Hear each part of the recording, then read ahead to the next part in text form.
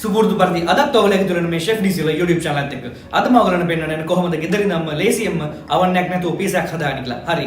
වැඩි කතා බහ නැතුව එහෙනම් අපි යමු අපේ කිචන් එකට.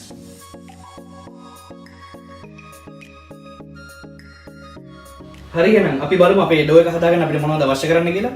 මම මේකට අරන් තියෙනවා පාන් පිටි. ඒ වගේ තමයි අයිස් වතුරයක් අරන් තියෙනවා මම මේකට. සාමාන්‍යයෙන් අපි පීසා ඩෝ එකක් කරනදී අයිස් වතුරෙන් තමයි අනන්නේ. ඒ වගේම ඊස්ට්, ලුණු, ඔලිව් ඔයිල්, වෝම් වෝටර් එකක්. ඒ කියන්නේ අපි මද රස්නේ උණු වතුර එකක් ගන්න ඕනේ. අපේ ඊස්ට් එක මික්ස් කරගන්න. ඊට පස්සේ තමයි අපි ඩෝ එකට ඒක ඇඩ් කරගන්නේ. හරි එහෙනම් අපි බලමු අපේ ඩෝ එක කොහොමද මික්ස් කරගන්නේ කියලා. දැන් අපි ඩෝ එක හදාගන්න කෙනෙක් අපේ ඊස්ට් එක මේ වෝම් වෝටර් එකට දාලා මික්ස් කරලා විනාඩි 10ක් විතර මේක කවර් කරලා තියන්න ඕනේ. ඔයගලන්ට මේක ඇල්මිනියම් ෆොයිල් එකක් උනත් කවර් කරලා තියන්න පුළුවන්. මම මේ විදිහට හොඳට දිය කරලා මේක වහලා තියන්න ඕනේ අපි විනාඩි 10ක්. මම දැන් පීසා ඩෝ එක මික්ස් කරගන්න යන්නේ. මම ඉස්සලා මේකට පාවිච්චි කරන අපේ පිටි එක. ඒ වගේ තමයි මම කලින් රෙස්ටුරන්ට් දී බීස්ට් එක මම මේකට ඇඩ් කරගන්නවා දැන්. ඊට පස්සේ ඔලිව් ඔයිල් එක.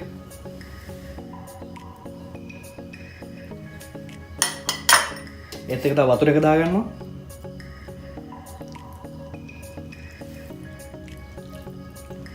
ඊට පස්සේ අන්තිමට මම මේකට ලුණු එක ඇඩ් කරගන්නවා. හරි අපි දැන් බලමු කොහොමද මේක මික්ස් කරගන්නේ කියලා.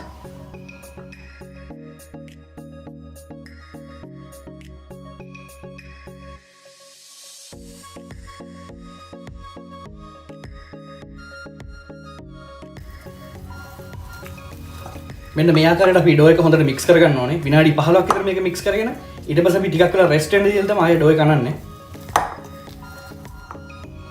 මම අනාගත ඩෝ එක මට ලේසියටත් එක මම මේ මාබල් එකට උඩ දාගන්න. ඕගලන්ට මාබල් එකක් තියනවා නම් ඒ විදිහට පාවිච්චි කරනවා. නැත්නම් මේ විදිහේ බෝල් එකකම ඕගලන්ට ඩෝ එක අනන්න පුළුවන්.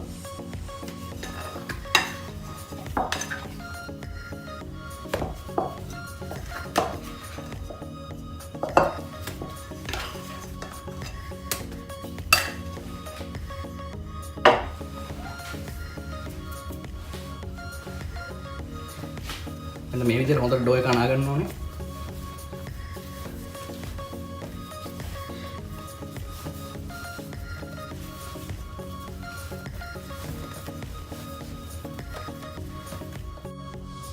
මේ තියෙන්නේ මම හදාගත්ත පීසා ඩෝ එක.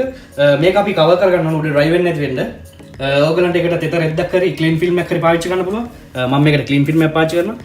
මේ විදිහට කවර් කරලා තියලා අපි ආයෙ මේක විනාඩි 10කින් ඩෝ එක අනන්න ඕනේ. ඊට පස්සේ තමයි අපි මේක රෙස්ට් වෙන්න තියන්නේ පීසා එක. පැය 4ක් විතර අපි රෙස්ට් වෙන්න තියනවා. හරි දැන් ඩෝ එක මම රෙස්ට් වෙන්න තිබ්බා විනාඩි 10ක්. මම දැන් යන්නේ මේක ආයෙ අනාගන්න. අපි මේක උඩ ෆ්ලාටියක් මෙහෙම ඩස් කරගන්නවා. මොකද මෙහෙම කරන්නේ ඩෝ එක අපිට සොෆ්ට් එකට ගන්න ඕන හින්දා. එතකොට හරි පදමට අපිට ගන්න පුළුවන් ඩෝ එක.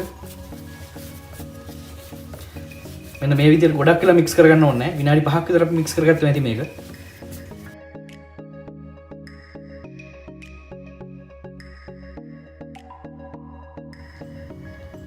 හරි දැන් අපේ පීසා ඩෝ එක රෙඩි. මම දැන් මේක අවශ්‍ය ප්‍රමාණයට වෙන් කරගන්න යන්නේ. ගොඩක් ලොකුවට ඕනෙත් නැහැ. අපි සාමාන්‍ය ගන්න මේක ගන්න පුළුවන්.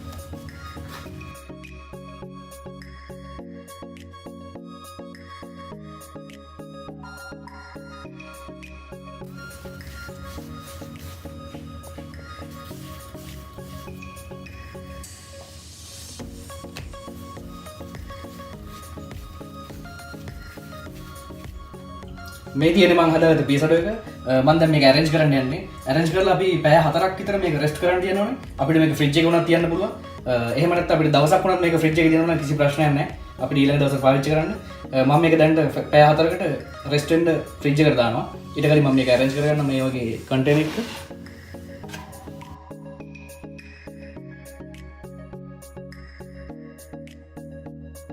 හරි මම දැන් මේක ෆ්‍රිජ් එකට දාන්න කලින් උඩ හොඳින් කවර් කරනවා. මොකද මේක ඩෝ එක ඩ්‍රයි වෙන්න බෑ අපිට. ඒ හින්දා මම මේක උඩින් කවර් කරලා ෆ්‍රිජ් එකට දානවා.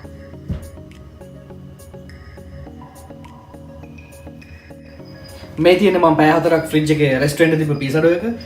ඒ වගේම තමයි අද මම ඕගලන්ට පීසා වර්ග දෙකක් කියලා දෙනවා. එකක් නුටෙල්ලා පීසා එක අනිත් එක තමයි පීසා මාගරිටා. අපි බලමු දැන් ඒකට අවශ්‍ය කරන්නේ මොනවද කියලා. අපිට ඒකට අවශ්‍ය කරනවා ටොමැටෝ සෝස් එක සහ මොසරෙල්ලා චීස්. ටොමැටෝ සෝස් එක මගේ පළවෙනි එපිසෝඩ් එකේ මම ඔයගලන්ට පෙන්නනවා කොහොමද හදන්නේ කියලා. හරි අපි බලමු එහෙනම් කොහොමද අපි පීස් එක හදාගන්නේ කියලා. හරි මම දැන් යන්නේ අපේ පීස් එක හදාගන්න. මේක උඩට ඔයගලන්ට ෆ්ලා ටිකක් උනා ඩස්ට් කරගන්න පුළුවන්. නැත්තම් සැමොන්ලා ටිකක් දාන්න පුළුවන්. මම මේකට පාවිච්චි කරනවා සැමොන්ලා. මොකද නැත්තම් ඩෝ එක ඇලවෙනවා. මෙන්න මේ විදිහට ඩෝ එක අපිට හදාගන්න ඕනේ. වටේ අපිට ලයින් එකක් තියලා මැද ටිකක් ෆ්ලැට් වෙන්න අපි හදාගන්න ඕනේ.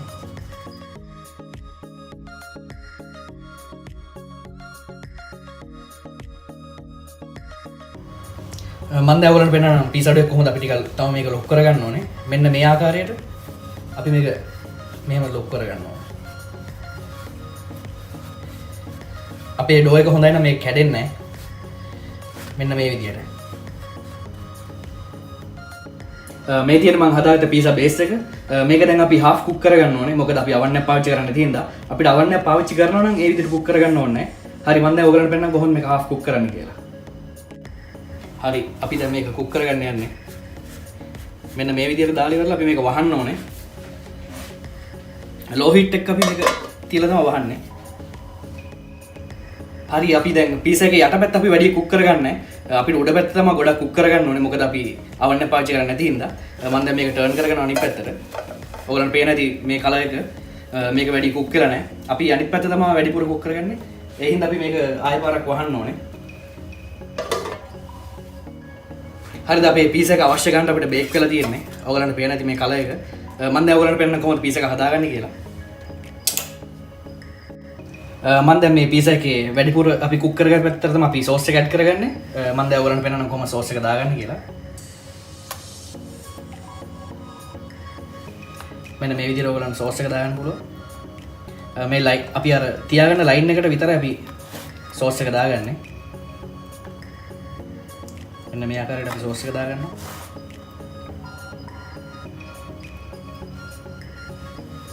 ඊට පස්සේ අපි මොසරෙල්ලා චීස් එක ඇඩ් කරගන්නවා මේකට. ඔයාලන් චීස් වලට ගොඩක් කැමති නම් චීස් වැඩිපුර ඇඩ් කරගන්න පුළුවන්.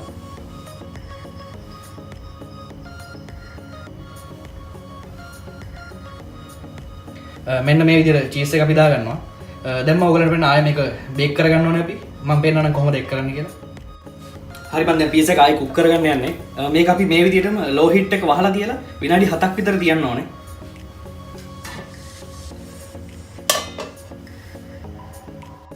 හරිද අපේ පීස් එක රෙඩි. මම මේක දැන් ලිපෙන් අයින් කරගන්න යන්නේ. ඕගලන්ට පේන ඇති යටත් හොඳට කුක් කරලා තියෙනවා. දැන් මම යන්නේ නුටෙලා පීස් එක හදාගන්න. ඒකත් ඒ විදිහ තමයි කලින් විදිහට අපිට ඩෝ එක හදාගන්න තියෙන්නේ.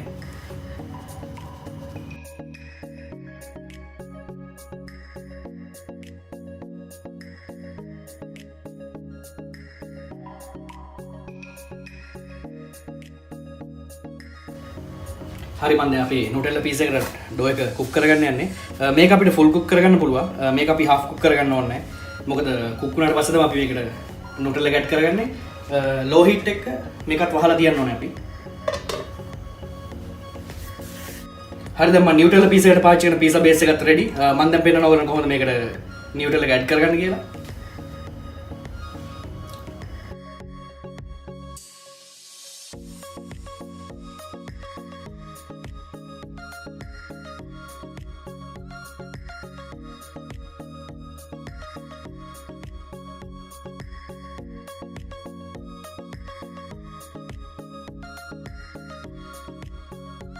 හරියනම් මේ දින අපි හදාගත්ත මාගරේටා පීස් එක ඒ වගේ තමයි ඔයගොල්ලෝ නිකුවා නුටෙලා පීස් එකක් හදනවා කියලා. ඒ පීස් එක තමයි මේ තියෙන්නේ. ඊට අමතරව මම තව පීස් එකක් හදුවා චිකන් හවයින් එකක්. ඒ පීස් එක තමයි මේ තියෙන්නේ. මම හිතනවා ඔයගොල්ලෝ ගෙදරදී මේ පීස් එක try කරලා බලයි කියලා. මම අද ඔයගොල්ලන්ට පෙන්නුවේ කොහොමද ගෙදරදී නම් ලේසියෙන් මේ කියන්නේ අවන්නේ නැතුව පීස් එකක් හදාගන්න කියලා. ඒ වගේම තමයි අවන්නේ තියෙන කට්ටියට ගොඩක් ලේසියෙන් මේක හදාගන්න පුළුවන්. ඒ කියන්නේ සෙල්සියස් අංශක 180ක විනාඩි 10ක් 12ක් අතර ප්‍රමාණයකට මේක බේක් කරන්න පුළුවන්. මම හිතනවා අද මම කියලා දුන්න රෙසිපි ඔයගලන්ට ගොඩක් ලේසි රෙසිපි එකක්.